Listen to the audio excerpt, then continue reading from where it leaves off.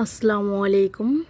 আজকে বলবো বিসিএসে বারবার আসা কিছু বাংলাদেশের জাতীয় বিষয়াবলী। বাংলার প্রাচীন জনপদ পুণ্ড। মুজিবনগর সরকারের ত্রাণ ও পুনর্বাসন মন্ত্রী ছিলেন AHM কামরুজ্জামান। বঙ্গভঙ্গের কালে ভারতের ভাইসরয় ছিলেন লর্ড কার্জন। মুক্তিযুদ্ধের সময় বাংলাদেশকে কয়টি সেক্টরে ভাগ করা হয়েছিল? 11টি সেক্টর। প্রাচীন চন্দ্রদ্বীপের নাম বরিশাল। প্রাচীন পুণ্ডনগর কোথায় অবস্থিত? মহাস্থানগড়।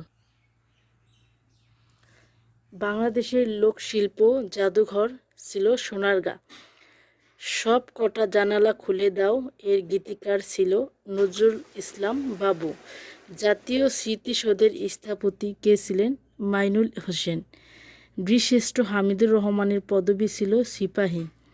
শহীদ বুদ্ধিজীবী দিবস পালন করা হয় 14 ডিসেম্বর। কোন মোগল সম্রাট বাংলার নাম দেন জান্নাতাবাদ? হুমায়ুন। ঢাকায় সর্বপ্রথম কবে বাংলার রাজধানী স্থাপিত হয়? 1610 সালে।